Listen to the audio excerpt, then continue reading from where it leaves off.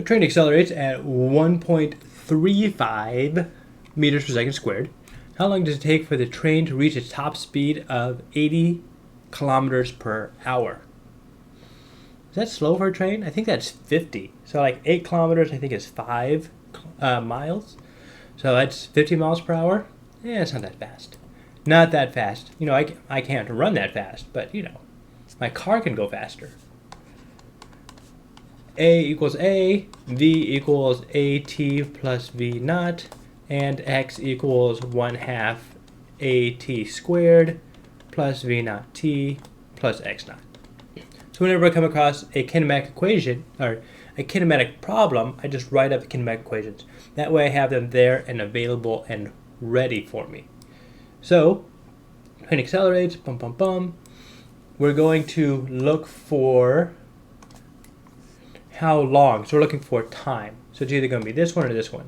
Okay, acceleration equals acceleration. You're probably not going to get any problems with that. I just write that up there so it's easier for me to visually take the integral both times with respect to t and get the next two equations.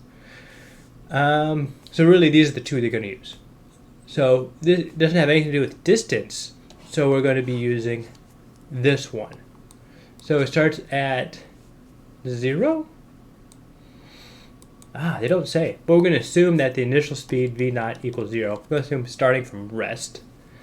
And so acceleration times time equals v. Our acceleration is 1.35. Oh no.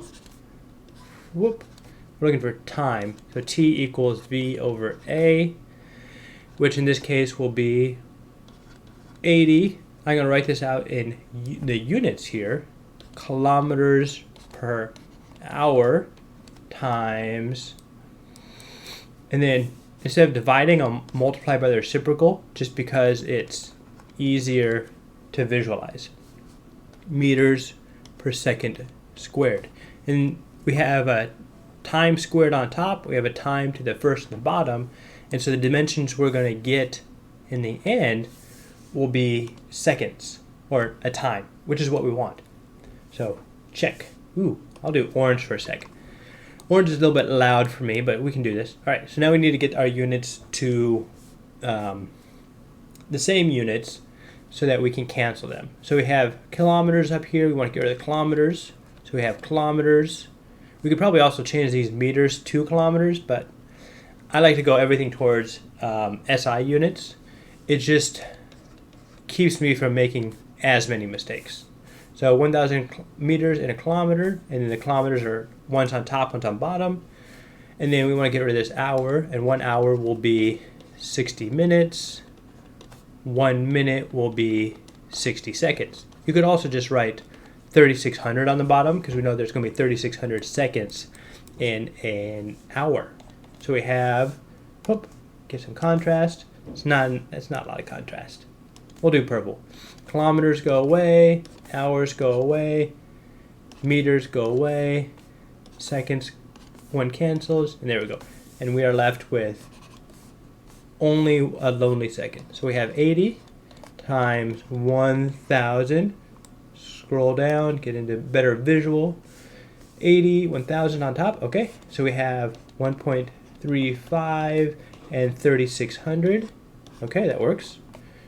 Two of the zeros will cancel, and we're left with 800 over 1.35, which will be probably about what? I don't know, 600 seconds?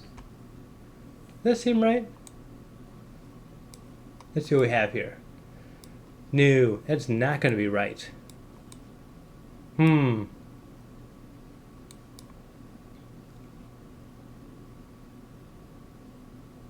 800. Oh, I forgot the 36. So 80 divided by 1.35 times 36. There we go. So 1.35 times 36, this will be about 2. So it'll be about 2 divided by 1.35, which will be about, I don't know, 1.8? Maybe. Probably 18 is right. So let's do this correctly then. Oh, and there's supposed to be 10, so it's 800. about 18 seconds. So 800 divided by 1.35 times 36. 18 divided by quantity 1.35 times 36. I'm going to verify this real quick. So we have 800, 1.35, and 36. 800, 1.35, and 36. Comedy of errors, 16.46. So we have an answer of 16.46 seconds. All right, let's check to see if that's the actual correct answer now. Bam, it is. Yes. Okay, so we got it right here. 16.46. So to backtrack, despite my medley of errors, so the idea here was this is a kinematics problem where we have an acceleration, we have a speed, and we're trying to find a time. So we have the motion, trying to figure out how long it takes for this train to get up to speed. So we find out the equation we want to use, check, which is time equals velocity divided by acceleration. We then plug in our numbers. In this case, it was 80 kilometers per hour divided by 1.35 meters per second squared. We then do some dimensional analysis, make sure the units are correct and the correct ones cancel out.